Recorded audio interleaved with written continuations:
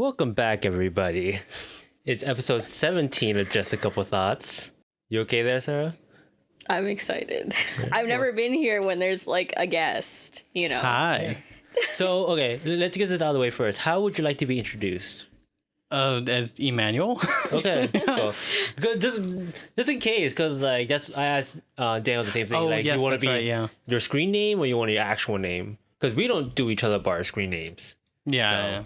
So because this is coming out right after our other recording, meaning we have no recap again, we're just gonna get straight into it. I'm not sure you brought a topic, but before we bring a topic, Emmanuel, you have a screen name, right? Yes, I do. So I want to ask, how did you get your screen name? Okay, so my screen name is Righteous Nab. I have a few different screen names scattered across some other accounts, but really my main one is That's your main Righteous one, Nab. yeah. Yeah. So it came about 2010. Like at that time, I wanted to be known as like being an asshole, or I had this idea that people thought I was annoying. So I'm like, fuck it, I'll roll with being annoying. You lean into it. So I'm like, I wanted to choose a word that meant someone who was annoying, but also was someone who was self-righteous. So the self-righteous part is pretty self-explanatory, righteous. And nab was like, I just wanted a name that would be like, that guy's a nab or something like that. What does that even mean? Nab is just like you nab something from, but in my mind, I just came up with it like from scratch. And so I was Righteous Nab, like a self-righteous little piece of shit. Okay. So you came up with that back in 2010, so in the middle of high school? Yeah, I want to say either 2010 or maybe a year before that, but around 2010 maybe. Yeah. So the people don't know, Emmanuel basically went to high school with us. Yeah. Yes. So yes. Sarah knew him longer than I have. I've only known you since sophomore year. I'm not quite sure, because around that time, that was when I started not going to school. Yeah. Yeah. So yeah, you actually stopped going to high school for a while, right? Yes. You don't have to talk about it, obviously. If there's anything you don't want to talk about, you don't have to. But how was that, just not going to school? It was pretty stupid of me to do that. I used to fake being sick so I could just spend days not going to school. Eventually, it just led to my mom getting fed up and having me get homeschooled. So you were actually homeschooled? So well, I kind of homeschooled. It was by the district. The district sent someone over to our house and he would teach me. The district does that? Yeah, because I know a few people from our class. They call it something else, but it's basically when you drop out of school and then, no, I mean, it's not, sorry, not to be like rude or anything, but like, it's basically when you stop coming to school, but you still are taught by like a private tutor, basically. I didn't know It's like an outside kind of thing. You were taught by the district for a while. Yeah. Right. But you still didn't graduate? I did. I went to adult school. Okay. Well, what happened is I couldn't keep getting taught by the district because I turned 18. Oh, okay. Now, okay, that's starting to make sense. Right? Yeah. And so I had to go to adult school. Oh, I see. How was adult school? It was interesting. It was like everyone went to this one room and you all like talked to the whoever was it's a teacher, and she assigned you stuff to do and then sent you to like just sit down and do it. And you did it, and then you gave it back to her when you finished it. And then eventually that would like accumulate into an amount of points, and then you pass once you get in a certain amount of points. Oh. It sounds weird. very simple. It was very simple, yeah. I remember I only was there for like 4 weeks or something. That's all. And then I was done, because I really didn't need that many points to graduate. Because like what my only thought of adult school was like, if you know it, that one George Lopez episode when he went to adult school, which I think that actually wasn't adult school. That was a community college in that episode. Oh, was it a community college? Because I saw the episode again recently. Oh, recently. Wait. They keep showing George Lopez on Nickelodeon. What? On Nickelodeon? Yeah, Nick at Night. Yeah, it's at Nick at Night. Oh, I didn't know that. I don't know why he's on Nick at Night, but it is. Been there for years. I don't know, because I always picture adult school as like an actual just school. Yeah. I didn't imagine it as like, oh, here's paperwork, do the paperwork, and then you just hand it back. Yeah, that's all it was. It was so weird. There were sometimes you would do tests, which was very simple. She would be like, oh, the teacher would be like, okay, here's the test, take it and then come back. And it was like 5 or 10 minutes to do the test. So wait, they don't actually teach you anything at adult school? Oh, I think we had books. Oh, but nobody like lectures? No, there was no lecturing at all. It was like a workshop. Oh. Yeah. Wow. That is not what I thought it was going to be. Yeah, no, that's 100% just not what I thought adult school was going to be like. Yeah. I believe they changed it from since. That's why I was like rushing to finish it, because if I didn't, it would be changed. I would have to continue on in the next year. Because I think they switched over to some other like online thing now. So it's different than when it was when I went. Moving on from that, you're currently in college now, right? Yeah. So what are you studying? It's Software engineering is what I software engineering, that's right. So, we recently now it's like 6 weeks ago, as with this podcast coming up, an episode about going back to school and stuff like that, because I wanted to put out earlier. Do you have any small advice before we actually move into it? About just your college experience in general? College experience. You mean like advice for people going to college? Yeah, or just your experience in your major. Yeah. I don't know. Be prepared for math. Is there a lot of math in software engineering? There's a lot of math, yeah. Okay. Which sucks because I'm not that good. Hey, but you're still going through with it. Yeah, I'm still going through with it. So the one thing I've learned from being a mechanical engineer is if you're bad at math, don't let that stop you from being an engineer. Oh, yeah. I hear people say that all the time. That stopped me from being an engineer. I'm just saying that straight up. Or it stopped me from being a nurse. It stopped me from being an engineer. Anything Any to do, STEM major. Yeah, really, anything to do with math. I'm like, well, can't even pass algebra 2, so we're gonna have to. Oh no. Well, it took me a really long time to pass college algebra, which is basically just algebra 2. Like that's the reason why. I mean, I said this in that episode, but I couldn't pass it in my first year. Then I didn't take it again for some reason, and then that's why I transferred to Chabot. And for like the 3 years that I was there, 3 or 4 years that I was there, I think it was only like the last year I was there that I passed math. So it took me like 4 years. Jeez. 3-4 years, and it was so embarrassing. I had to constantly keep dropping out of that class because it's like the last like couple weeks, and I'm like, I'm not gonna pass for sure. So that's interesting because I really only started having problems with calculus. When it came to algebra, the first algebra I was having a little trouble, but I passed that with a B. Algebra 2 off of in college, I got an A. So I was like, okay, I guess this isn't as bad. Calculus is a big difficulty spike when it comes to math. Yeah. Calculus, and I would say basically calculus 3 are the two biggest difficulty spikes. Calculus 2 is just basically more calculus 1. Yeah, I hear that. Yeah, but if you're doing math, like calculus is like the big one. Is like, ooh, it's actually starting to become what people think of when they say math. Yeah. Yeah. Anything else you want to talk about during college life, or? No, I think I'm good. I think good. Okay, well, while I'm still probing you for information, I guess. We did talk a couple episodes. One of the first episodes we talked about was the media we like, or like the stuff that affects us. Oh yeah, the series, IPs, the movies, whatever. Do you have anything like that? Geez, I guess technically I have a lot of things. But I mean, the most recent example that pops up in my head is JoJo's Bizarre Adventure. Honestly, has I don't know, just influenced the way I look at a lot of media nowadays. What was your first exposure to JoJo? The JoJo OVA.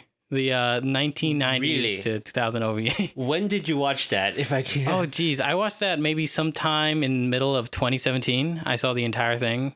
Oh, so you saw it pretty late. Yeah. I didn't get into JoJo until really like recently, but it really just got my attention, and I just couldn't stop watching stuff about it. Wait, 2017. Didn't the current anime already start by that time? Yes, by that time I think the part 4 anime hadn't ended just yet. So you watched the OVAs before the current anime. Yes. Why?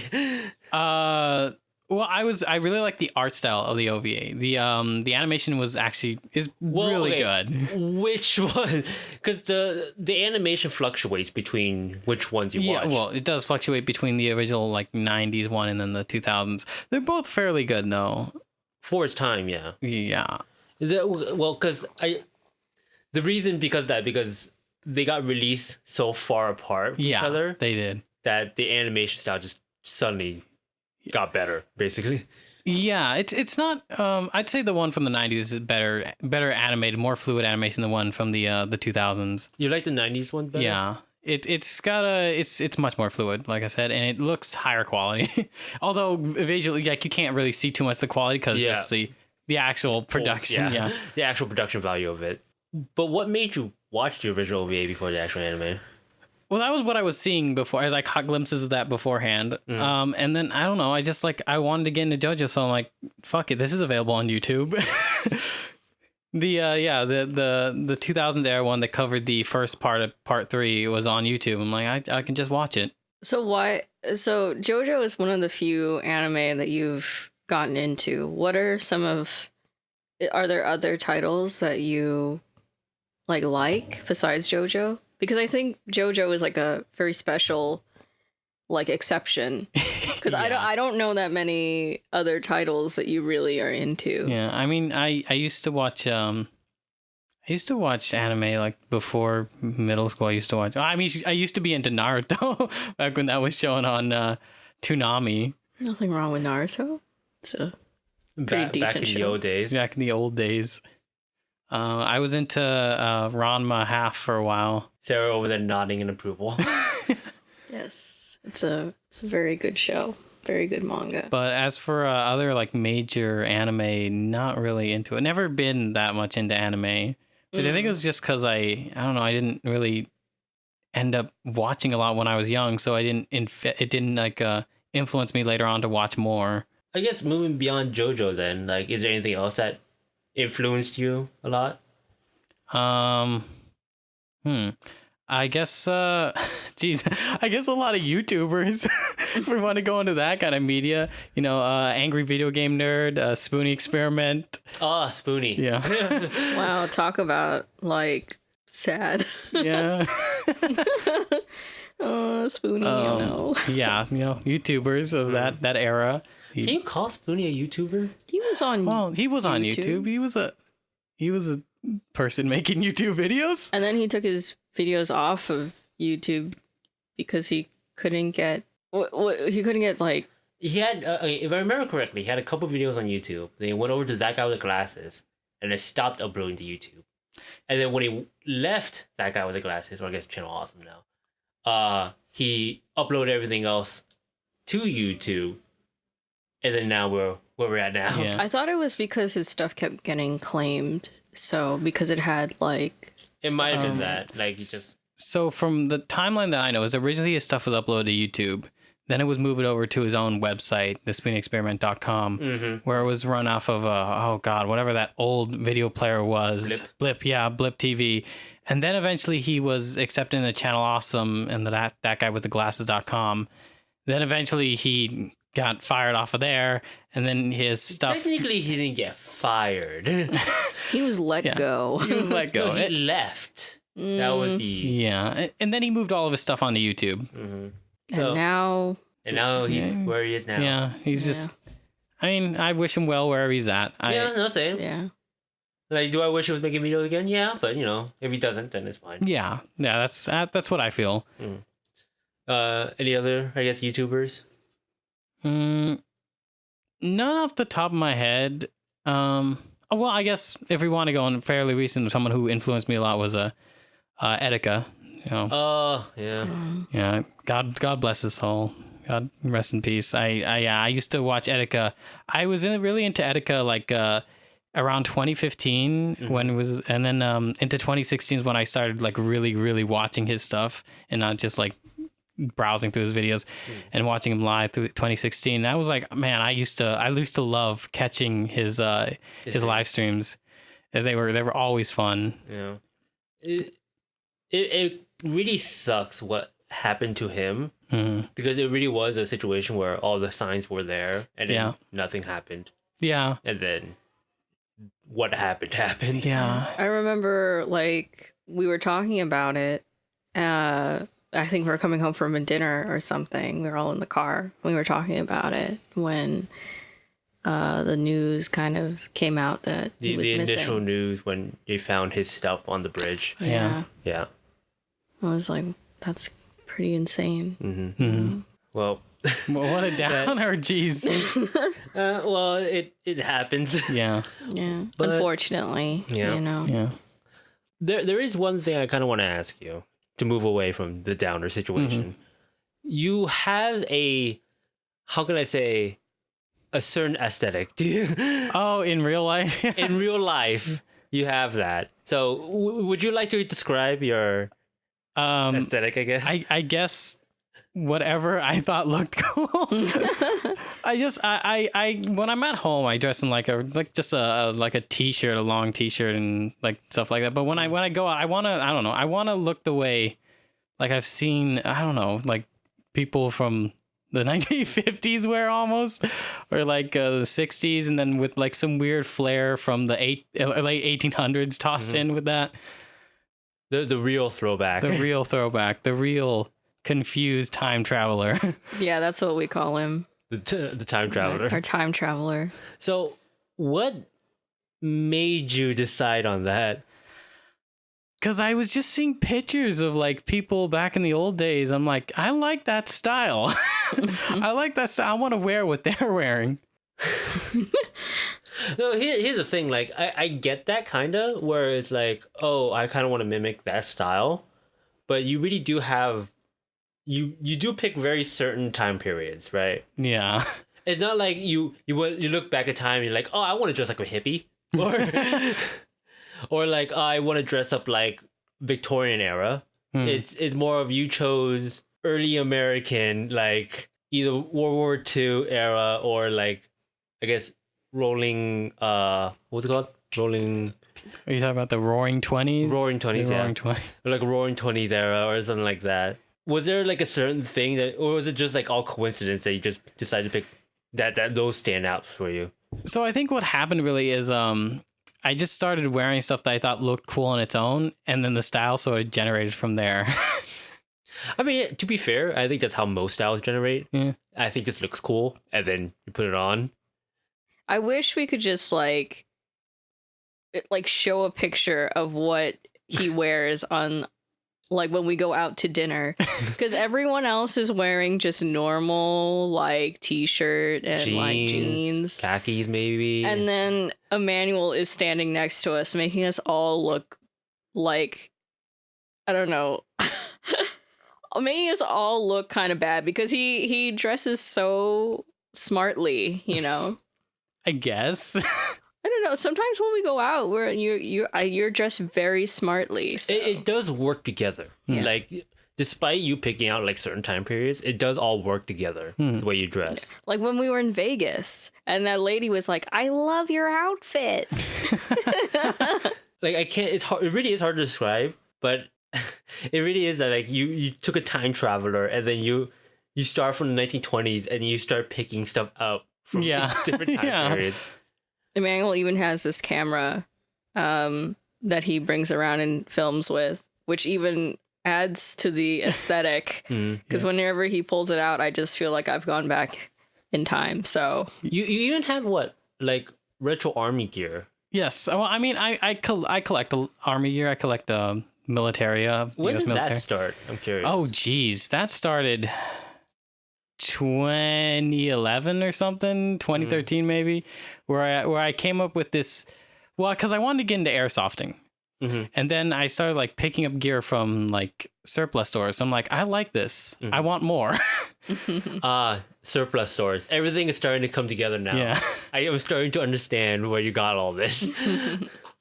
And so I just started collecting stuff, and then eventually, like in 2013, I got this idea that I wanted to create what's called an impression, where you wear all the gear of a certain unit or a certain time period, and I wanted to make the impression of a United States Marine Corps serviceman in 1965 arriving in Vietnam. Yeah.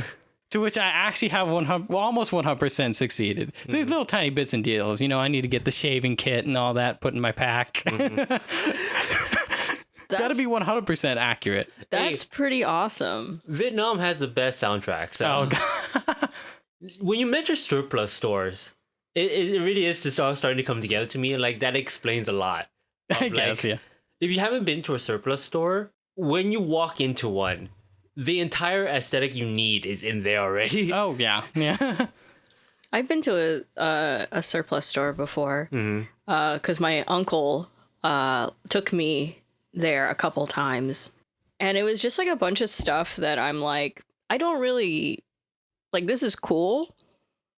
But it was like a lot of like stuff that like you couldn't eat anymore.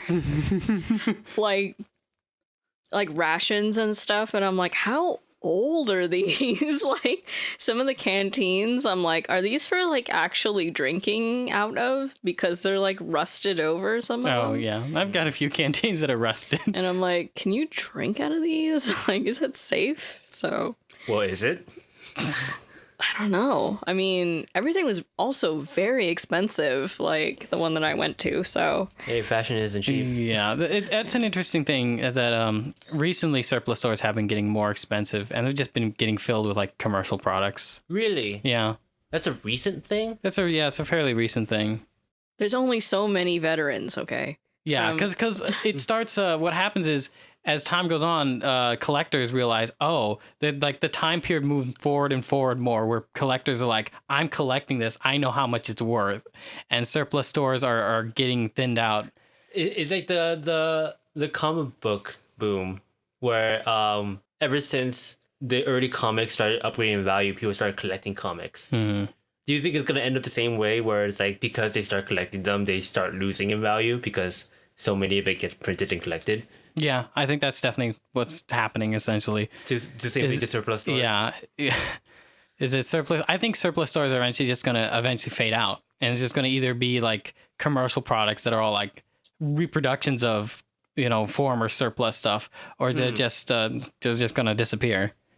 I've never really thought about that, but yeah, it's like people who make replicas of stuff from that time. Like, are they going to do that for, like, MREs and stuff? I mean, there already exists companies that do that make commercial MREs. What, like the same things with the same stuff from, like, World War I? Oh, well, okay, those aren't MREs anymore. Do you want to explain MREs real quick? Because I feel like I didn't know what MREs was until you explained it to me, like, a while back. What do they stand for? Meal ready to eat. Oh, yeah. There you go. Well, that's a very simple acronym. Yeah. Yeah. They're basically like rations for like people in the military and stuff. I don't know. I mean, I'm not like really. Yeah. I mean, I feel like you can explain it better. Meal ready to eat is something that was introduced in like the mid 80s. And what was before that then? C rations. You get issued a little cardboard box, and then it'd have a bunch of cans in there, and you'd use a can opener to open each one. Okay, I'm about to test your history knowledge here because I'm actually kind of curious. Then what made them change into MREs then? Because you had to have a can opener to open every single item. Was that it? It was just the fact that you needed a can opener? That, and also you had the problem that the cans are like all of them are a good few inches big. And so there's no way to get everything squeezed down small to fit into a pack. You early on, like you would get issued, like in Vietnam, you would get issued 3 rations, which are 3 like 5x5 inch cardboard boxes, and those fill up your packs quick. So they wanted to come up with something that was like you could eat immediately, because for sea rations you sometimes had to cook the food, that you could eat immediately, that you could that was small and that could get like squeezed down. So that's why they came up with the meal ready to eat in the 80s. So, okay, how much history do you actually know? So when it comes to like US military history, I find I know a lot, because I just end up browsing these like military forums and stuff and just reading tons and tons of information. Because like I know a lot of general history. Like I like to say like fun trivia history every once in a while, where it, like here's some random history fact from like the French Revolution or something like that. But I never go like in depth to any of it. So you actually went in depth, and I guess a lot of U.S. military history stuff. Yeah. Well, usually when it comes to like the stuff that they used in war and stuff, like when it comes to actual battles and stuff, I don't know that much. So does historical inaccuracies from military movies annoy you then? Oh, I can spot them immediately. And it's like, wow, no, that's not how that works. Can you give like an example of a movie that you remember recently? I guess it doesn't even need to be recently. Yeah. Oh yeah. One of the big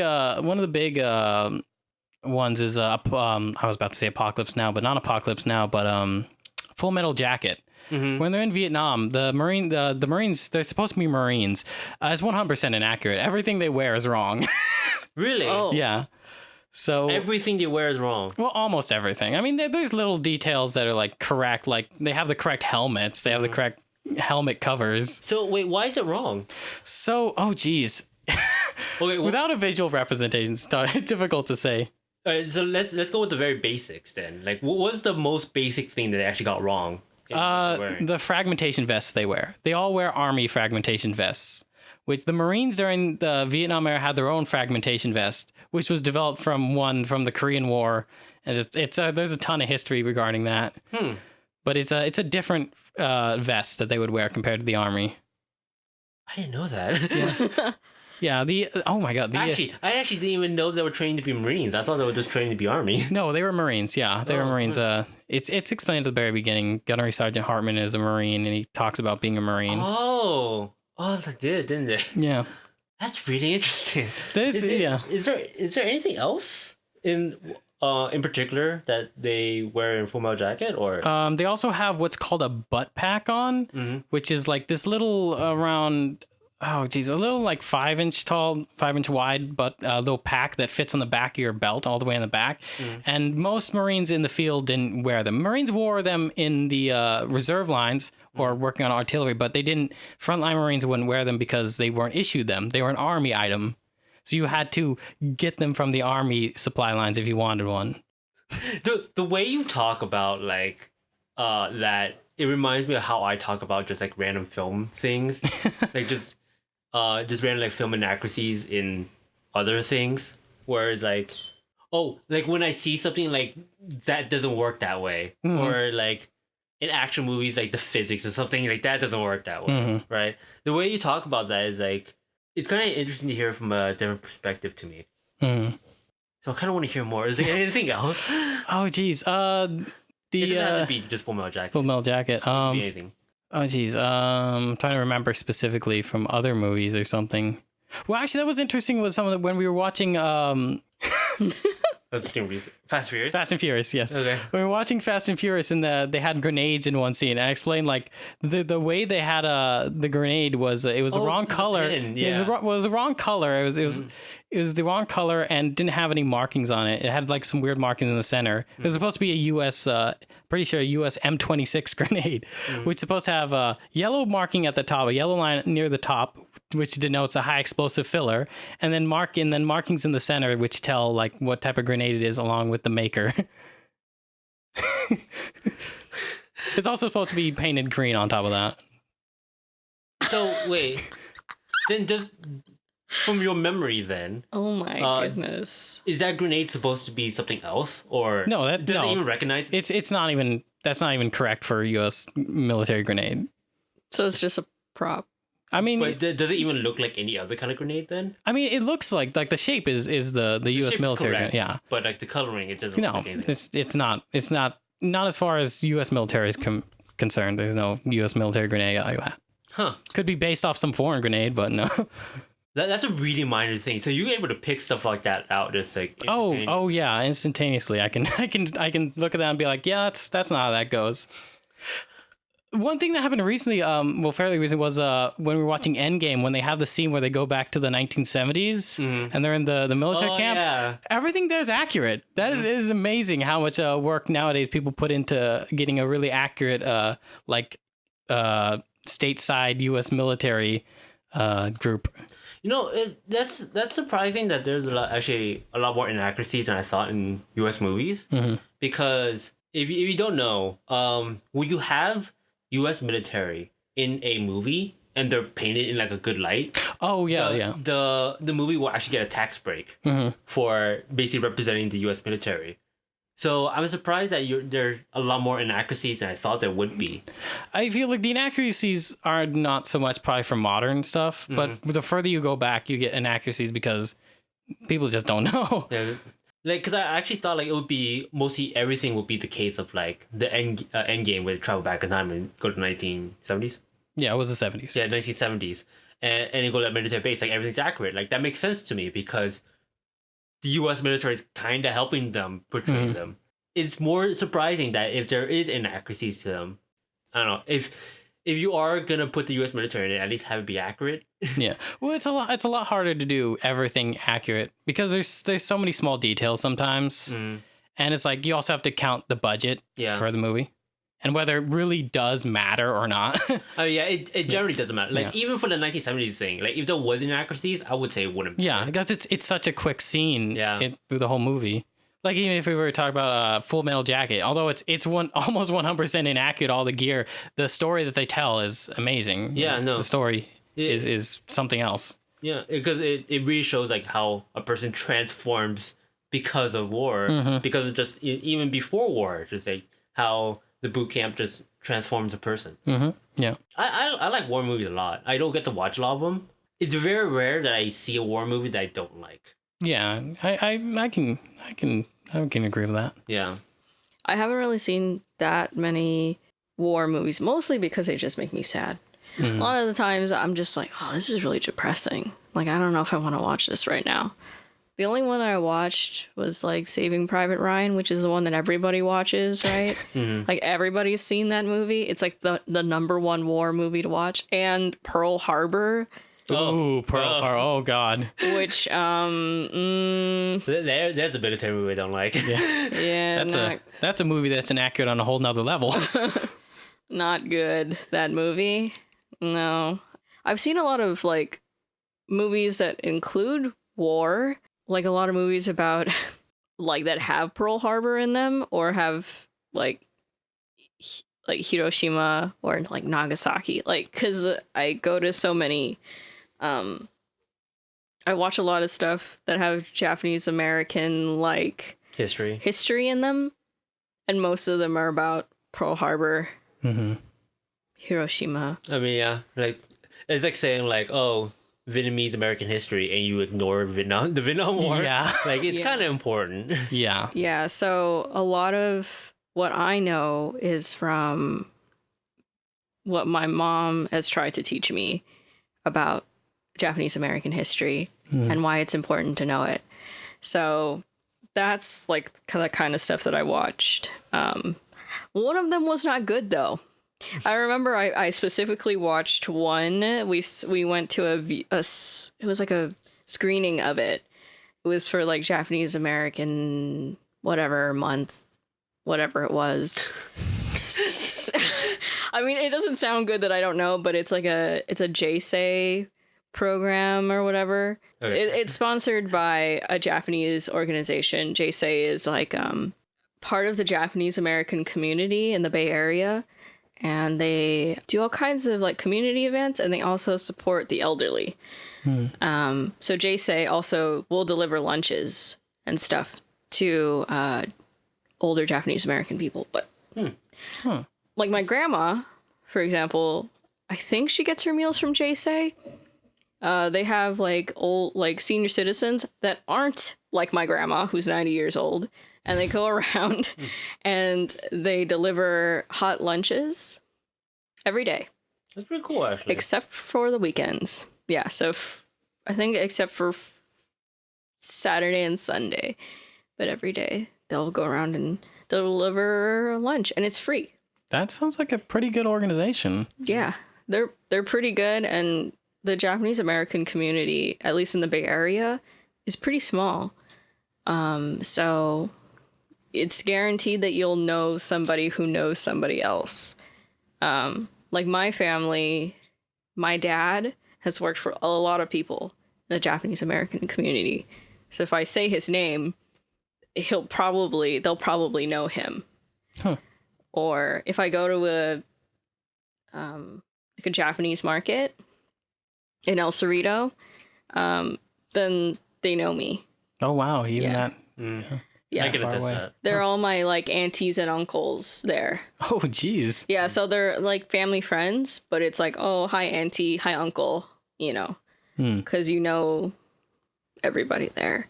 So sorry to get off track, but anyway, yeah. So when I saw that movie, I felt bad because the director was there and everything. Oh no. Oh, awkward. And I sat there. I sat the entire movie, and it was horrible.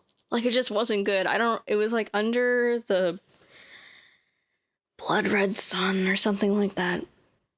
That sounds oddly familiar. Like I may have heard that title before. Maybe. It was a book, I think. And then it got turned into a movie. I don't know. It just wasn't really good. And I felt kind of bad because some of the actors were there too.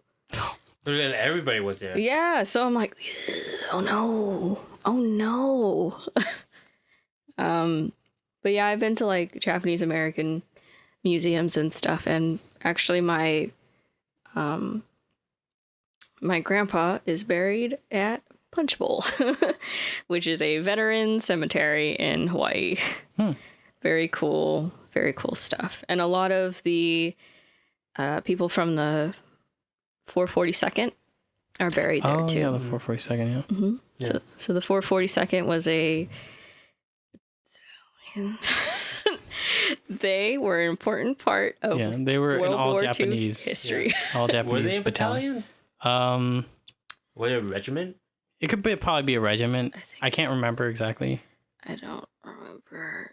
but they were all Japanese. Yeah. That's the important part. They were all Japanese unit. They were all Japanese. They fought versus the Germans. Yeah. They weren't sent to in the Pacific because they thought the Americans at the time thought if we sent them to fight the Japanese, then clearly they're just gonna go on the Japanese side. Yeah, You know, it that's was how it that works. dual loyalty thing Yeah. argument. Yeah. And the senator for Hawaii, the former senator, Oh, was it Daniel Inouye. You know, yeah. He was part of the 442nd. He lost the in absolute unit of a badass. Yeah, he was pretty awesome. He didn't have an arm or something like that. His arm got blew off, and then he still fought during the war. Wow. Yeah, so he was a senator with no arm, and he flew commercial flights, and he was like pretty badass. Mhm. Damn. And their slogan for the 442nd, which I think is also very cool, is "Go for broke." Go for broke. I was like, damn, that's cool. That's cool. That's awesome. I like history a lot, so stuff like that is very interesting to me. It's kind of unfortunate that more people don't like history. Mm-hmm. I feel like it is pretty important to learn, and it's more fun than people think. Yeah, honestly. it really is. Like, I know school kind of goes over the boring, the not as interesting part of history, because the only thing they expect you to remember is dates. Yeah, I hear a lot of people say that. But I really like the events they talk about in history. American history is super interesting. Old European history is super interesting. Oh yeah. Old Middle Eastern history, even like current history, I guess. Even the current times is interesting to read about. Sad sometimes, Yeah. a lot of times, but it is interesting to read about. It's also interesting to read about how basically the Westerners fucked everything up for them. Yeah, it's interesting to read up about events that like lead up to how our current events are going about. It is interesting, and you kind of feel bad. Yeah. It's like, well, shit.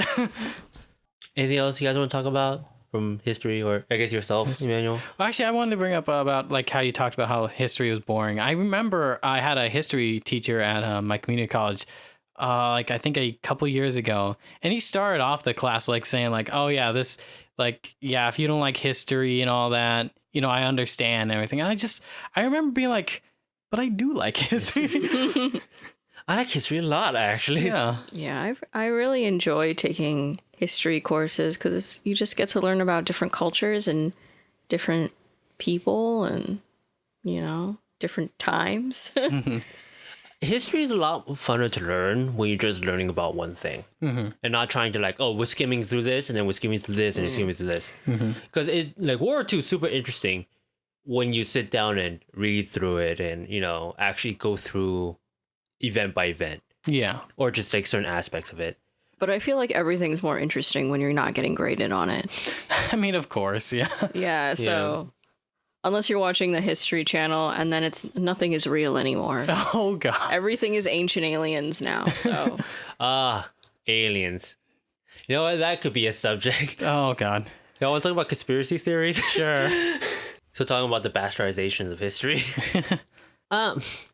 I, in a weird way, I like conspiracy theories because I like hearing what insane stuff people bring up. Yeah, I feel that. It's a weird world they live in. But you know, I'm not gonna say like I get convinced, but I get to a point where like I kind of understand where you're coming from now. Yeah. I enjoy getting to that point, but never to the point where like I understand, like I get it. I understand now. You've opened my third eye. Like okay, like the thing that I understand what they understand from is the people who believe the moon landing is fake. Where the point where I got where I understand where you're coming from is when they started describing like when a guy was like, I believe that we landed on the moon. I just don't believe we landed on the moon at that time because of the. You have to look at me weird, but the main excuse, I'm gonna preface this, I don't believe him at all. The main excuse that he brought was because of the space race that they were having through Russia, they wanted to get on the moon so they can prove their space superiority. That was the whole point of the space race. Well, yeah. So but they couldn't get on the moon with their technology. Apparently, that's not true at all. Yeah. So they faked the moon landing so that Russia would believe they landed on the moon, so they'll back off during the space race. Yeah. But see, and to go back to history, it's like if you look at the kind of technology we had in the 60s, it would be more expensive to fake it, yeah. Yeah, it'd be more expensive. We had the technology to go to the moon. We had the technology to do all this. Why do people think it's fake? Oh, okay. People believe it's fake because of the conspiracy theory that like we just needed to be the Russians and that was the main priority. Yeah. And we didn't have the technology to go to the moon, which isn't true. But the second main reason why people thought it was fake was that they came back.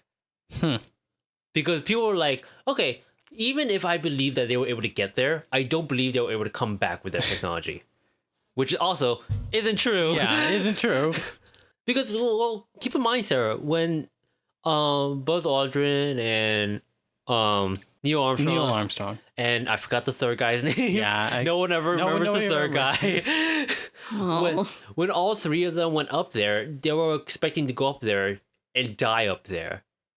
They were not expecting to come back and land safely. So the fact that they were able to come back was a miracle in itself. Yeah, there was a problem even landing. Yeah, when they landed upside down. So the door was against the ocean, so they couldn't open the door. Yeah. So a lot of things went wrong, and they still were able to come back. Still able to get to the moon and come back. I thought that one of the arguments for why it was fake, right? The video of the moon landing or whatever is because the flag was moving. Oh. And there's no wind on the moon. If you put a flag in a vacuum chamber, it's the same way. Yeah. So because what happens is if you apply force to it, the force is applied to it and it'll keep moving. Yeah. Yeah. So I just love that one. There's no wind on the moon. Learning about conspiracy theories has this weird curve for me because I never believe them. Yeah. Right. But I get to the point where like I look more into it and it's like, oh, I understand where you're coming from. And I look more into it, like, no, it makes more sense for it to not be like that. I think the more interesting part about conspiracy theories is when they actually turn out to be true. Like, what's the popular one? The one with the arcade cabinet. Oh, Polybius, was it? Or No, not that one. It was the it was the one where they're trying to mind control people using LSD. Oh, geez, I actually don't know that one. Conspiracy. MK Ultra. There we go. MK Ultra. Yeah. Yeah. Like where it actually turned out like yes, it was either the FBI or CIA. One of those. It was the CIA. Yeah, the CIA was trying to mind control people using video games. Well, not necessarily video games, just like projections and drugs. Yeah. The MK Ultra thing was like a really long lasting thing, but the CIA was trying to figure out, can we do stuff with drugs? Yeah. Can we like mind control or make a super soldier or something? And the end result was no. But yeah, like just looking into conspiracy theories, like I would have never known that if I didn't do that. But then again, I also find out about very stupid conspiracy theories, like the entirety of Ancient Aliens. Oh God. Ancient Aliens is a weird thing for me because one is stupid the entire way through, but another thing is like, man, this used to be the History Channel. Yeah, that's the biggest insult there. It's just like, we used to have history.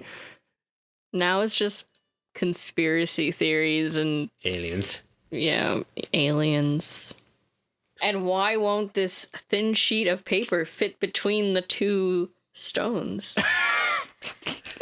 It's so tight that you can't even fit a single sheet of paper in between. No way. So crazy. Yeah. Like, okay, like, what are your guys' thoughts on conspiracy theories? I thought you were going to ask me on aliens. I mean, people hardcore do believe aliens exist. Well, yeah. I know my coworker believes. I know your coworker beliees aliens exist. He hardcore believes aliens exist. Exist. Exist. Like, I can believe aliens exist. I just don't believe they visited us Yeah, yet. that's my opinion on that. Yeah, because what, like, yeah, they visited us and they abducted some people and they did nothing. Yeah. Yeah. They put them right back where they were. Mm-hmm. Because my thing is, like, if aliens came here, we would know straight up. Like, because they were able to go across multiple light years farther than we can see with our satellite technologies from our visible universe, and they are doing nothing here. Yeah. No, they're over there in Area 51. Oh yes, we captured them. We're covering it up. That's why. That's why the lights were there during in Arizona, and people and they're just trying to cover it up, right? My I don't know. I feel like I've said this before, but I was talking to my coworker, right, about this show that he watches. It's like a ghost show. Ghost is I already talked about my thing with ghosts. Oh yeah. But what's it called? It's the one with it's a show with a medium and a detective, like the Ghost Is Files. that Ghost Hunters? Ghost Files? Anyway, so the medium is explaining the ghost or whatever, the paranormal activity that's going on in the house to the couple who lives in the house. And she's like, so you have this ghostly stuff that's happening, and then you also have this really tall figure. And then she's like, but he's not from this earth. So alien ghost? And so the guy is like, what does that mean? Does that mean he's an alien? Or it's an alien? And she said, yes. Oh my god. Oh, and she's like, no. and they're like never gonna go away, and this entity is gonna follow you forever. And I looked at my coworker and I'm like, but why? That is no, that's just stupid. That's like literally unbelievable. Yeah. Like I told him, I'll believe in ghosts more than a alien stalker. Like I don't. I'll believe in ghosts. I'll believe in aliens. I won't believe in alien ghosts. Yeah. Space ghost. Space Ghost. Coast to coast. But I don't know. That I feel like that's like 100 steps too far. Yeah. It gets to the point where it's like, that's fucking ridiculous. Like, oh, that's what brought that? I was just like, okay, this is so stupid. I don't know how you believe in aliens or ghosts after watching this show. Like, how could you take that seriously? It's an alien. It's a ghost. It's both. You have like that sitcom music. Oh, God. You at least know of a lot of conspiracy theories. Yeah. What are your thoughts on just conspiracy theories in general? So conspiracy theories in general, I think they come from a place of ignorance. Mm-hmm. I think it's like these people don't know enough, or they rely too much on their like experience rather than stuff you can learn, and so they just believe that something has to be wrong. Mm-hmm. That it can't be like this because I've never experienced it being like this. Have you ever been like really close to believing a conspiracy theory? Have you? I mean, technically a couple times. When I was really younger, and when I like, Did you think 9/11 was an inside when I job? first started browsing 4chan. Oh yes, you are a connoisseur of 4chan. Yes. I've stopped like since you haven't really browsed much of 4chan in a year or so. But when I first started browsing 4chan, I want to say maybe around early mid 2011 to late 2011, I was getting dangerously close to believing the Holocaust was a lie. Whoa, what? Yes. Whoa, What? that is okay. What? What I was getting to was I thought I'm like, oh my God, they're right. You know, they didn't use Zyklon B. It's all fake. Okay. All right. All right. Just be clear. You don't believe that now. Oh right? no, of course, yeah. Okay. So I want, if you can, explain how that progression went. So it started with being like, there's no way 6 million Jews were killed. It's more like 3 million or something, right? That's what people are saying. Then I would see like images on 4chan that were like, look compared to this gas chamber and this gas chamber, these aren't gas chambers. Like, oh my God, they're right. Like, Oh my wait, God. And I used to think, oh my God, and you can't even question the Holocaust? Like there was that really anti-Semitic thing that was like, oh geez, it was like, if you can't question it, then is it really true or something like that? Oh yeah, no, I remember that. And I used to be like, oh my God, you're right. It's the Zionists. Oh my God. Oh, just keep digging yourself. It was like I don't remember what got me out of that, but I think I just took a step back. I'm like, no. Like at a certain point, you just stop on your computer. You just step back. It's like, no. No. I think that's how it happens, though. That's definitely how I think people believe in conspiracy theories. Mm-hmm. You know, they just keep reading up on stuff that has no factual, like, Yeah. you know. Yeah, I mean to relate to that, like, I think one of the conspiracy theories I got closest to believing, like, because when I went earlier when I was playing the moon landing, like I've always believed the moon landing happened. It was just like I was trying to understand like how they got to that conclusion. I think the closest one that I got to actually believing was 9/11 was an inside job. Mm. That was the closest one because one, I was young during that time. Mm-hmm. We actually saw 9/11. Yeah. I mean, we were all very young. Yeah. But still. So, and two, at the time, I really wanted to believe that America was kind of like unbeatable. Yeah. I think that's what most people wanted to believe during that time. So, I thought like 9/11 had to be an inside job because if it wasn't, that means terrorists actually did that, and like we couldn't stop it. Yeah, and it's a thought. It's like, no, that can't be true. Yeah, that can't be true. But then, like, again, at a certain point, I backed away. I was like, no, that happened. Yeah. It is tragic, but that actually happened.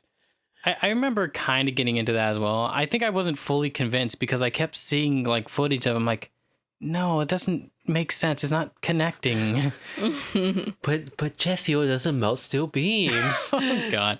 Has there ever been a conspiracy theory that you got close to believing, Sarah? I don't know. I feel like maybe the moon landing one for a there's always in like some part of my mind that's like, how can we be sure that that's the real moon? like I wasn't there. Yeah, I wasn't. I'm not up on the moon. Maybe it's not the real.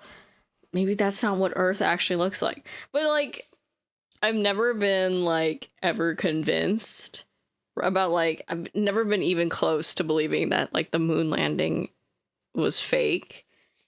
So I've never been like really suckered into like conspiracy theories like that. Maybe Santa Claus. The ultimate conspiracy theory. that Santa Claus is real. Is that really conspiracy theory now? No, technically, Technically was a conspiracy. It counts. Theory. I guess, yeah. Does he really live in the North Pole? Has anybody really been to the North Pole? Has anybody seen Santa Claus? I've seen Santa. And I'm not sure he can go around the world in one day. He's in malls all over the place. So. I've seen Santa. He sounds just like my dad. I used to like really believe in Santa Claus. I left out cookies every night. I used to believe in the Tooth Fairy. You know, that's weird. I've never believed in Santa Claus. As far as I can remember, I never did. Yeah, I never believed in all the childhood stuff. I believed until I was maybe in like middle school. Ooh. Oh. Yeah, I never did. Because I figured it, because I was like, I had suspicions, right? You're a little middle school detective. Yeah, I had my suspicions, and it might have been my parents, but I didn't want to believe it, right? And then it was like, I think it was like 1 year when my uncle was staying over, that this was when Blockbuster was still open. Wow. I remember because he got snacks that I knew you could get at Blockbuster, right? And I knew he went all the time. So when I went to my stocking, right, and I saw that there were like Blockbuster snacks in there, I'm like, okay, so is Santa not real? Like, I don't want to think that Santa isn't real. But... No, Santa just shops at Blockbuster. But why? And that's why he doesn't come around anymore, because Blockbuster isn't around anymore. It all makes sense. It all makes sense. Yep. Speaking of Christmas, though, it's pretty close, and I love Christmas. It's coming. It's coming pretty soon. It's already, it's almost, it's 3 months away. Yeah. Can you believe it? I'm so excited. I love Christmas. That's a while. It's still a while away. Well, like, that's when we were in, like... Halloween hasn't even happened yet. Yeah. It's whatever. It's all about Christmas. I love Christmas. Every year, I make a gingerbread house, and it's always different. 1 year, I made a gingerbread bus, and it was running over little gingerbread men. Oh my god. Oh my god. You're skipping two important American holidays, Sarah. Thanksgiving? Yes, you're skipping Thanksgiving and Halloween. Halloween's not important. Halloween is important. Halloween is very important. It's only important to us because we have a Halloween thing every year. That's why it's important to us. But to other people, Halloween isn't that important. Just so you can watch like Michael Jackson's Thriller on TV. I like how that's your Halloween thing. Yeah. Oh, really? Oh. I'm just saying that's what they used to play when they used to play Thriller. They used to play the music video. They played Dracula. No? Dracula. Yeah. Okay. She's time traveling. No, I'm serious. Which Dracula? It was black and white. I don't know. Oh, okay. Maybe she is time traveling. Yeah. That's what they used to play on TV. It made me really freaked out, though. Really quick random question, Emmanuel. Mm-hmm. Is The Nightmare Before Christmas a Halloween movie or a Christmas movie? Both. That's a cop-out answer, you know it. It's a It's Christmas a Halloween movie. Oh. It's a Christmas It's a movie. Halloween movie. No, it doesn't take place during Halloween. It's after Halloween. It doesn't need to take place in Halloween. No, that's not even true. At the beginning of the movie, it does take place on Halloween. That's it what I'm takes saying. place in both. It takes Yeah. place in Halloween, but the Halloween part is over. It's Christmas time now, okay? But the whole entire part, like, they're from, like, the Halloween world or whatever. Yeah. Which is why it's a Halloween movie. No. Because Christmas gets sucked into the Halloween, kind of. Yeah, so it's a Christmas movie because there's more Christmas stuff than Halloween. No, it's Christmas stuff becoming Halloween. It's I see where it's coming Halloween from. becoming Christmas. Wait. That's not even true. That's not true. It is Halloween. It is Christmas stuff becoming Halloween, not Halloween stuff becoming Christmas. No, but the presents they give are Halloween things becoming Christmas things. It's been a while since I watched. So that is also true.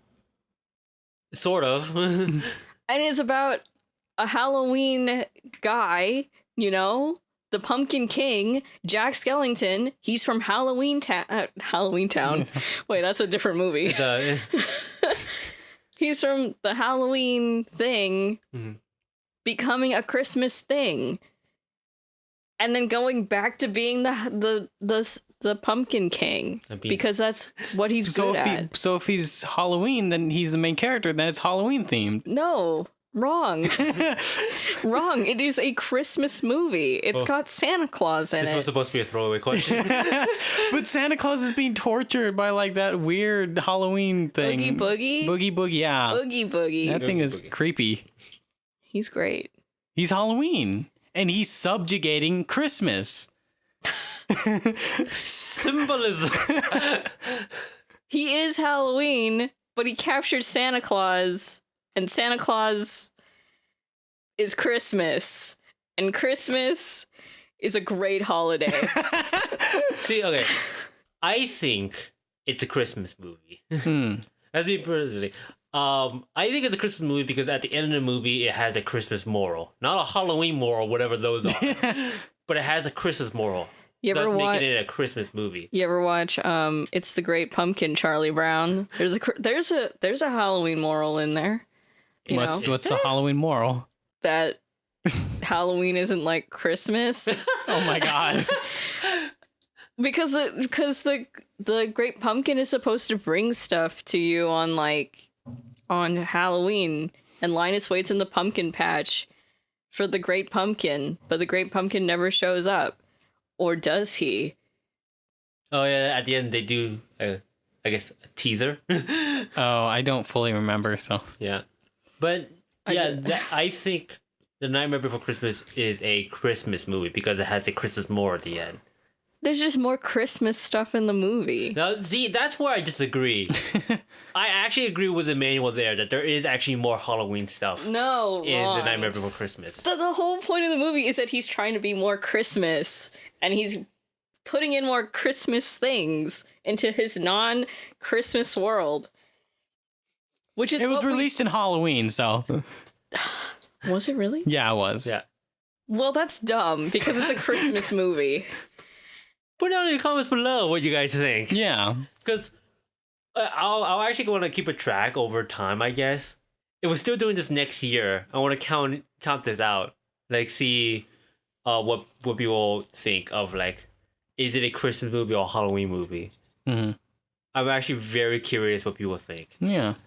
I guess moving on. Anything else you guys want to talk about? Conspiracy theories? Geez, the more modern conspiracy theories just get so ridiculous in the modern age of information where you can look up anything. People just deny everything. But the Earth is flat, Emmanuel. It requires so much denial, and the majority I see of the flat earthers, they're very Christian. They don't want to believe that like the Earth is as a globe, because then there's no God for them for some reason. Yeah, I don't see how that disproves God at all. Yeah, but they really have like this literal interpretation of the Bible's view of the world, where it has the firmament and where heaven is on the opposite side of the sky. And so they're like, if the Earth's a globe, then clearly heaven doesn't exist. I think the only modern conspiracy theory that infuriates me is the anti-vaxxers. Yeah, I think that's the only one that like actually makes me mad. That's because flat earthers aren't dangerous. They're just stupid. Mm-hmm. Where anti-vaxxers are stupid and dangerous. Yeah. I just don't get it. Like anti-vaxxers is another one where it's like, you just look it up. Yeah. You just refuse to look it up. I just want all the anti-vaxxers to live in their own anti-vax community and just get sick all on their own and not infect other children, you know what I mean? Mm-hmm. Or other people. Yeah, it's a very, very dangerous line of thinking. Oh, now conspiracy theories is also a downer. Yeah, hell no. I think those are the most prevalent conspiracy theories that we've already gone through. Mm-hmm. The moon landing, 9/11, Holocaust. Is there any other conspiracy theories we could touch on? Is there any that you like know that you find interesting? I find interesting? None that I really find interesting that I find damn stupid. Like there's some guy on YouTube apparently thinks that like height is a conspiracy. Wait, what? What? Oh god, he believes that we're like being lied to about how tall things are. Specifically like large objects. We're talking like mountains and such. You mean like they're being like projected? Not that they're being projected, but they're not as tall as that we're told. Why? I don't know. What does that even mean? So he like looked at like a mountain and he said oh, there's something on there's about like 100 feet tall. Then he went to another then he went to another mountain. He's like, well, if I count up from what I believe then that's only like this tall. So clearly I'm being lied to, and this is how tall it really is. What the fuck? People like that. I think in the both literal and non-literal meaning, he needs to have a different perspective. Yeah. Because I'm like, you can't just look at something and be like, that's 80 feet tall or something, and then just count from that. That is actually insane. What? Yeah, it's really stupid. He also believes like the U.S. is half the size that we're being told. What? I don't know why. He doesn't believe in like width either. But he believes the U.S. is only half the length that we've been told. Well, even if this is true, here's my thing about a lot of conspiracy theories, where even if that's true, why? Yeah. Why? There's a lot of stuff where it's like, why does it matter? He also believes like that the government like lies to you whether you're going like up or down on a highway.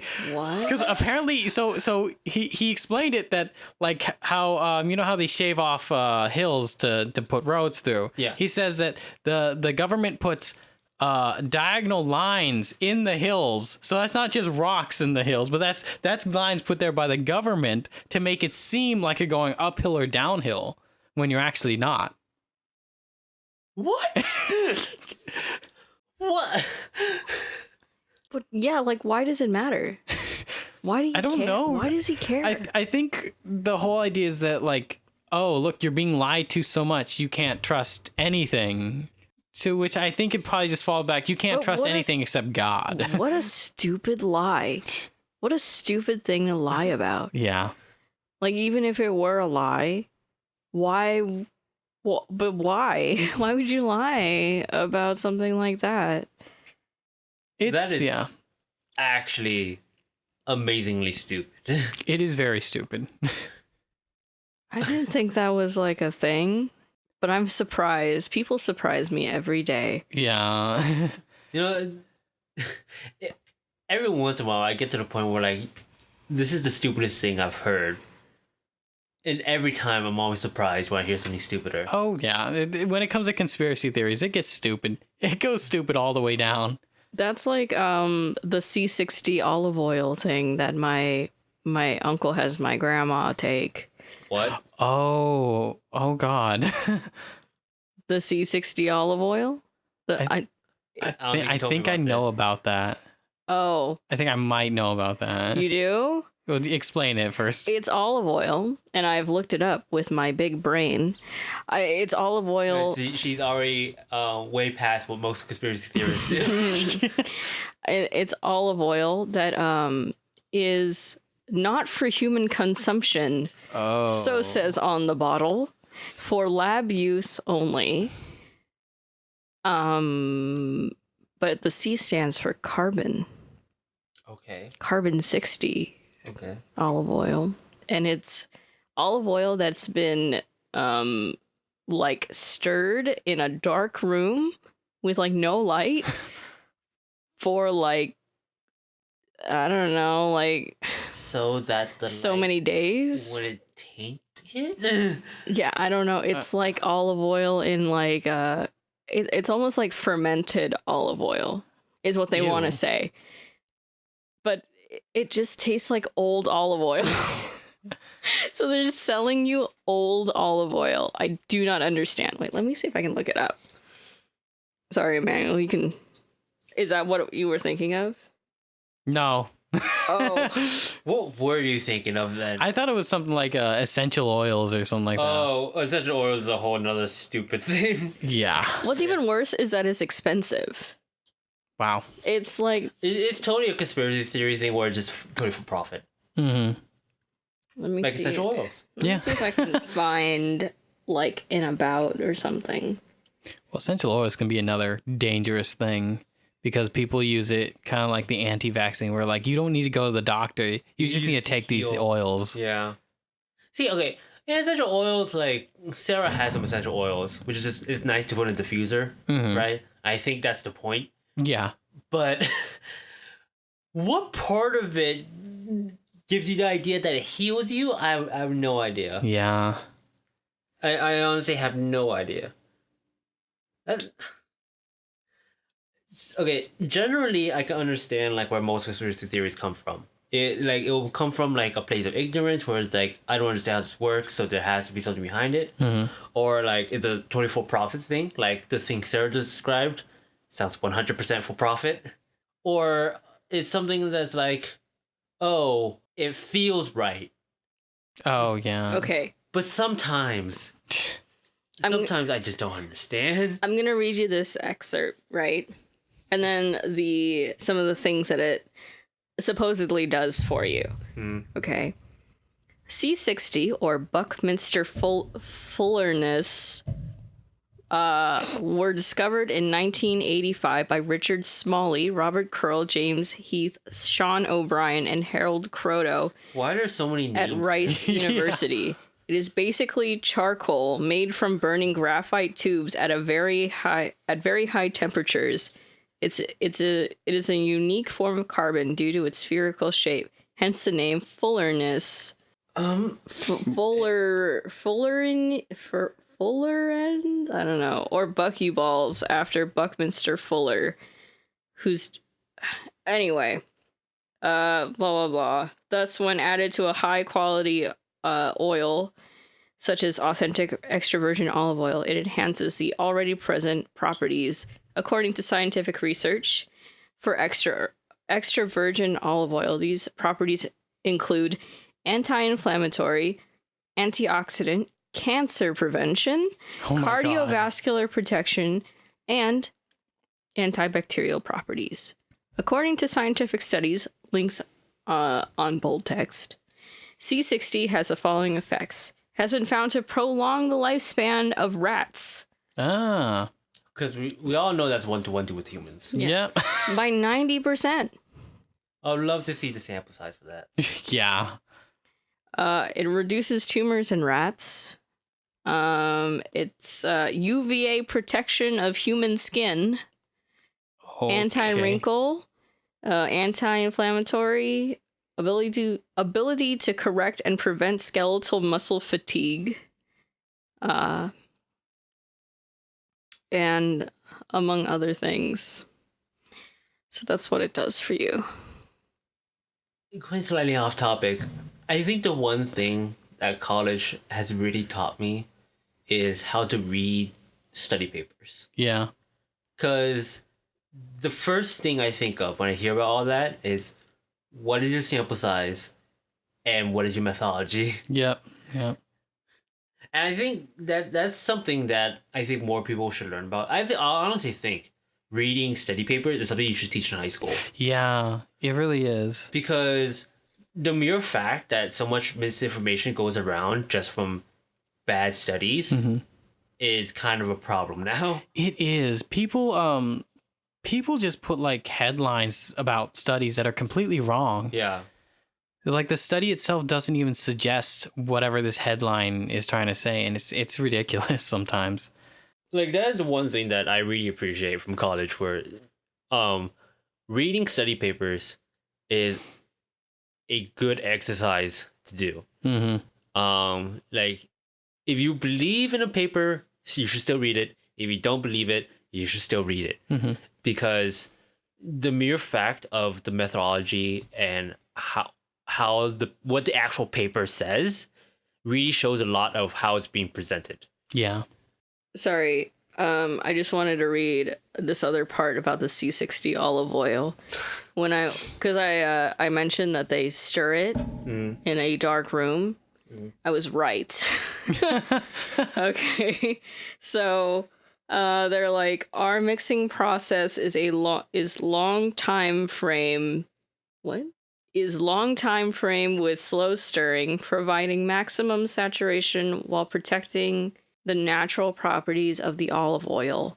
Generally, a 21-day mixing period. Jesus. Someone's being paid to mix that. We mix in a temperature-controlled room, optimum temperature for olive oil, in full darkness. What's the optimum temperature? I'm very curious what that is. I don't know. And in an inert atmosphere to negate oxidation. Gotta fill the room with nitrogen. So this one comes from New Zealand, apparently. Oh. I don't know. Anyone who's listening to this, I encourage you to actually read the stuff you're actually being told. Yeah. Especially if they're coming from papers. Because if they're coming from papers, that's like half the job already done for you. You can just literally read their paper and make your own conclusions off that. And if you want to go that step further that you should be doing, actually read the methodology. Yep. Yeah, read the paper and at least read like the oh geez, I forgot what's actually called, but at the beginning the abstract. The abstract, yes, the abstract, to get an idea of what's going to what the paper is actually about. Yeah. I feel like you should always be skeptical of things, but not too skeptical where you start believing that things aren't the right height. Where you start actually having conspiracy theories. Yeah. So there's a fine line between being skeptical and being like nuts. Before we either close out or go to another topic, there is one thing I forgot to ask you, Emmanuel. And if you don't have one, people say no. Do you believe in ghosts? Yes, I do. Really? yeah. Why? I had a personal experience where I saw a ghost. That's all I can say. I saw a ghost. It was I believe it was Christmas Eve.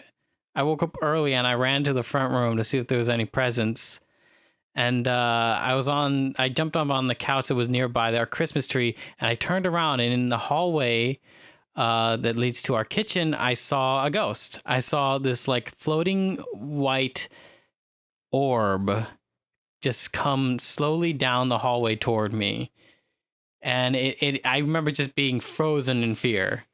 And it didn't come all the way towards me. It made a turn and went down a hallway towards my parents' room, and then it disappeared. But I remember that, and I was just absolutely horrified because there was nothing to explain that. Did you ever see it again? No, I never saw it again.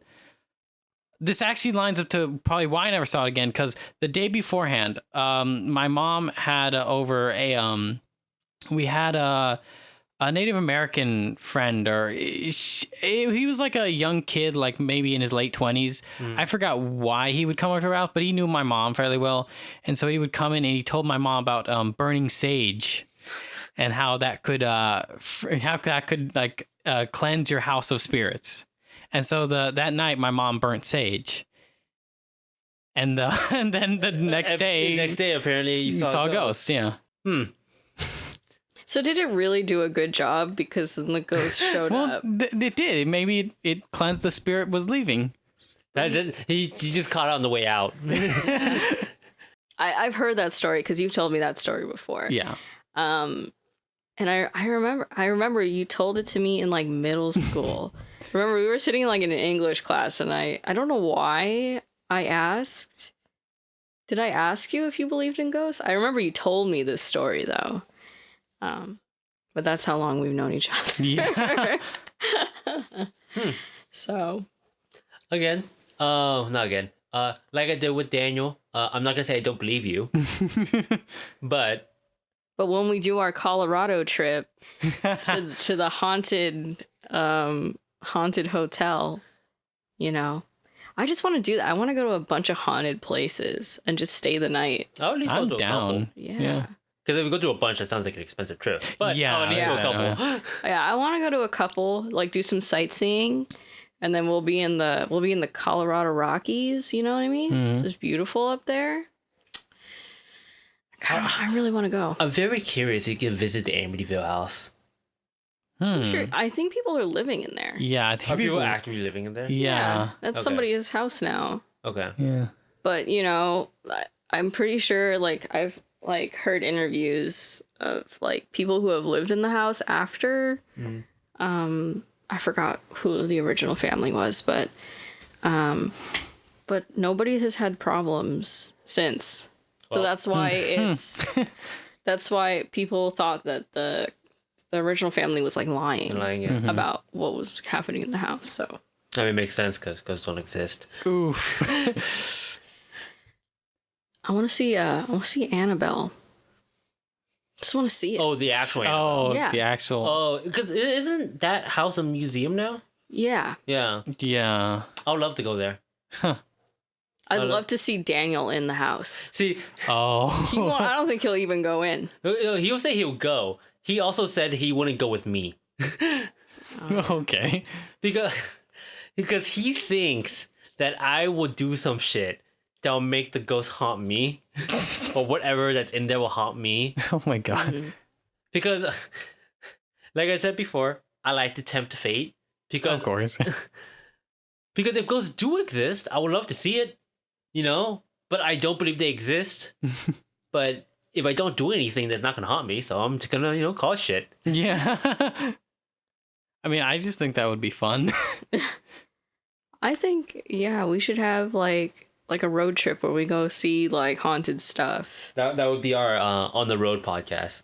Ooh. Oh yeah, that would be pretty sick. And every night we'll be like, "This is the house that we went to today," or "This is the hotel we're staying at tonight." And I guess it'll be haunted or it won't be haunted. I just would. And love every night to I'm see gonna be a like, ghost. nah. I just really want to. I want to believe that ghosts exist. I want to believe. I do. I would too. I would love for something paranormal to happen to me and also not want it to happen. Yeah, You know it's what I that mean? weird where you want to like have like confirmation of the ghost, but you don't want it to have something bad happen to you. Yeah. Which I'm slightly afraid that will happen if we go to the Annabelle one. You know, just got a feeling. But it's just a Raggedy Ann doll, right? Right. Yeah, it's a Raggedy Ann doll. It's just a doll. That's why Daniel doesn't want to go with you. Because this is exactly what you're going to do. You're going to be like, ooh, what's she going to do? What's she gonna Curse do, me? Annabelle? What you gonna do, bitch? Wow. Suck it, Raggedy Ann. Oh my god. Leave the building. Suck my dick. You will see Annabelle out the corner of your eyes for the rest of your life. Just drive away. You ain't shit. You ain't shit. We're gonna get cursed, dude. I don't believe in ghosts and stuff, but we're gonna get straight up cursed if you do something like that. That's already bad juju. Juju. I can feel it. Those bad vibes. It really is. Straight up bad vibes. Last podcast, I guess. For the other people watching this, I guess it will be last week or the week before. I started a new thing where, do you remember in high school when they'll bring up the the 32 questions to find love or to get closer to your partner or whatever? It sounds familiar. Yeah. And it's like people would say like, here are the 32 questions that you would I keep saying 32, it's 36. Oh, 36. Yeah. The New York Times made an article about it. It's all about like getting to know each other and get close to each other. So the idea being that we will have the question and then we'll go in depth on it, right? Instead of just having the question we just answer really quickly. So Sarah and I already went through the first two, which was if you could invite anyone to world dinner, who would it be? And would you like to be famous in what way? So if you actually want to answer those really quickly, you can go ahead. Jeez. Oh. Is there anyone in the world you like? Is there anyone in the world you can invite to dinner? Who would it be? Does it have to be living? Or? No, we already established it doesn't have to be living. And there's no language barrier. No, okay. But they have to be real. Yeah. Yeah. I can't invite Kermit. You can invite the voice of Kermit. Oh, jeez. Oh, I actually had an answer to this. Oh, jeez. I can't remember his name now. Oh, no. I'm going to totally blank on it. That sucks. Do you know what he did? He was a poet in the 1800s. Oscar Wilde. Oh, there we go. Oscar Wilde. Really? Oscar Wilde. Why? I find his life pretty interesting, along with some of the stuff he wrote. I like the thing he had happen where he was well, I say but how he was arrested for homosexual behavior and such. And I thought I think it would be really interesting to talk about that kind of stuff in that era. Like his experiences during that time. Yeah. Okay. And the other question is, would you like to be famous? And if so, in what way? Ooh. I'd like to be famous for just like YouTube blogging almost. You want to be YouTube famous? Yeah, I don't know. I like just famous for just giving commentary on stuff and maybe just streaming like just my opinion on stuff. I mean, that's kind of what we said too. That we don't want to be. I don't want to be famous, but I'd want to be like YouTube famous. That minor fame. Yeah. Yeah. Actually, I'd be okay with being a rock star. I'd be down with that too. Be a rock star. Be in a band. That would be sick. So this is the third question. I feel like this actually fits well because this actually seems like it'd be a short one. Before making a telephone call, do you ever rehearse what you're going to say? And if so, why? Every time. Really? Yeah. Because I'm always afraid I'm going to say something weird or somehow fuck up and say something awkward. So I try to make myself not sound as awkward as possible by rehearsing whatever I'm going to talk about in my head 1,000,000 times. Even if you call a friend? Yes. Really? If I'm going to ask something, if it's not going to be like a spur of the moment thing or like somebody's calling me and just talk about something, I'm going to rehearse and probably go over like many different like drafts in my head of what I'm going to say. Be like cutting out, no, don't say that. Say this instead. No, does that sound like it's too pushy? No, remove that. Put this in. Well, what about you, Sarah? I do it if it's for something important. Like if it's for like a hotel reservation. If it's for like, if I'm calling like your internet service provider, right? Like if you're just calling to talk to like a customer rep, right? Then it's good to kind of know what you want before you you talk about it with somebody. But if I'm calling a friend, then it's like, I don't really rehearse what I'm going to say if it's a friend, because it's like, what are they going to do? Get mad at me? Like, I don't know. How dare you not know exactly what you needed? I almost never rehearse. The only thing I ever do is, like, if it's an important thing, I just bring the information in front of me and I just call them. I never actually like rehearse, like, here's what I'm gonna say, or here's what I'm gonna do, or like have, I guess, in your head, like, draft. Yeah. I think I used to do that though, like when I had my very first time ever having a phone, very early on. But I don't think I don't currently rehearse or do anything like that anymore. I at least think about it. If I don't rehearse it, then I just think about what I'm gonna say, and then if I'll write something down just in case. Like, I know I need to talk about this and this, but I'll think about how I'm going to start it. So. Yeah, I think sometimes, I'm like that. I'll think about like how to start it and then kind of fall. Sometimes it's not always rehearsed, but I'll have to focus a lot on what I'm going to say. I do that more often in person than I do over the phone. Really? Oh. Yeah. So if I have to talk to somebody at the counter, like if they're like a good example was at the at the student store at my college, right? They were having a discount for new students. I didn't know this at the time, but they were having a discount, and I wanted to know for what and for which product, but I didn't know how to say it. And I was just thinking, I'm like, how should I say it? And what if they don't have it? And maybe I shouldn't even ask. Or maybe I should ask, but maybe I shouldn't ask in this way. Maybe I'll just try it out before I do it. Oh, I don't want to ask anymore, but I should ask.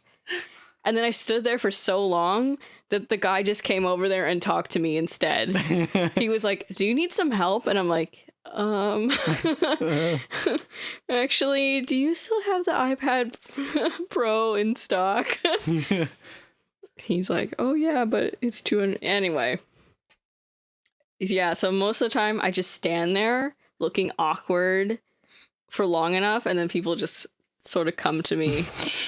I mean, it worked out, I guess. Yeah. Yeah, like, No. Are you actually? And look at Emmanuel right now. I just remember, like, oh yeah, you guys can see me. Do you actually get like that self-conscious about making calls like that? Yeah. Do you actually have to like really rehearse it? Yeah, I'm overly self-conscious about nearly anything. Really? Oh, because I can sort of relate, but not to phone calls for some reason. Like I do that for emails, where I read through the email over and over and over again to make sure the language is right, make sure I'm actually projecting what I want them to understand, and like it's to make sure they can't read it and interpret it incorrectly. But on phone, I just don't care for some reason. I always just have like, oh, here's the information in front of me. I'll make the call. I think because I'm sorry, Emmanuel. I'm gonna say something. Well, because I was gonna say, actually, I think I don't put that much thought into when I'm typing stuff out. Actually, so you're inverse. Yeah, because I feel like when I'm typing something out, I can just succinctly say what I want to say. Like the words already formed. I already just put them right down on the computer, so I don't think too much over it because it's like this is what I wanted to say, so it comes out that way. Rather than when I talk, I'm always afraid that something's gonna mess up. Like I'm gonna forget a word mid-sentence or something while I'm talking. And if you forget a word mid-sentence while you're talking, you've got to remember it within like 2 seconds or something. Otherwise, it looks like you're just wasting time for no reason. Yeah, I think I can get what you're coming from there. Yeah. What were you about to say, Sarah? I can understand where you're coming from, Kevin. Because I think maybe it's because of the like finality of the email, right? Once you're done typing it and then you send it, it's like going off into the void, right? Until somebody reads it, and then you can't see or talk to that person right as they get it, right? That's how it is for me. So I'm like, you don't know how they're gonna react to it, and it might be bad. And you can't just be like, hey, you can't just call them and be like, hey, sorry, what I just said. I mean, don't worry about that. You know, it's kind of like, unlike when you're on the phone. And you can be like, oh, I said something. I'm sorry. I didn't mean to say it that way. I can explain. You can explain yourself. That's right then and there. Right then and there, instead of waiting for a response. Yeah, I can understand that as well. But I feel like I can somehow write a message that sounds not offensive. That's a skill. Not many people have that skill. I think that's good enough for today. Yeah. Is there any closing thoughts you want to give Emmanuel before we? Yeah. No. No. Well, okay. I doubt it, but is there any social medias you want to put up? You can follow me on YouTube, Jaguar 200. That's right. You do have a YouTube channel. I do have a YouTube channel. I don't upload anything, so there's some stuff there with friends from a long time ago, like 2011. You can watch those. You can add me on Steam, Righteous Nab. Oh yeah, no, that is sort of a social media. Yeah, that's it. What did you think coming on or being on the podcast? Would you want to come again? Yeah, it's a lot of fun. I'm glad you had a good time because it was fun. Yeah. It's always more fun than you think it would be actually being on a podcast and talking out like this. Yeah, like when we started doing it, I didn't realize like how much more enjoyable it is just to talk things out. Yeah. In a podcast form is, and just having you recording it and just actually putting it up there. So you are welcome back anytime. Yes. If you ever want to come back to the podcast, you can just hit us up. You're not far. Yeah. So, and now we're actively encouraging, like, oh yeah, you want to be a guest on the podcast? Can be. Yeah. We just can't have more than, I think, 3. I feel like Depends. Depends. Yeah. I think 4 is like really pushing it. It's a soft rule there. Yeah. Yeah, I think 4 is probably the maximum for a good podcast. Yeah. Mostly because we're in a small space. That as well. Yeah. And sometimes you have people like talking over each other. So I think 4 is like probably where we're gonna be like, yeah, that's enough people. Yeah. Plus my mixer can only hold 4 mics, so. Oh, okay. Okay, well, that too. Thank you everyone for listening to episode 17 of Just a Couple Thoughts. The big 17. The big 17. We're almost at 20. Yes, we are almost at 20. Yeah. Almost 18. The show's almost legal. We're not even 18 years old. We'll be 18 episodes old. But thank you everyone for listening. I have been one half of your resident couple, along with my co-hosts, Sarah, as well as my guest or our Emmanuel. guest. And if you have any questions, you can leave a comment below or email us at JustACoupleQnA@gmail.com. And with that said, wait, I didn't say let's get jacked because I didn't say it last time. You don't have to say it, Sarah. Let's get jacked. Don't join her. Why am I the only one who doesn't like it? Why don't you like it? Because it's stupid. It's not stupid. It's fun. It's great. I wouldn't say it's funny, but it's great. It's great. Bye, everyone. See ya. Bye.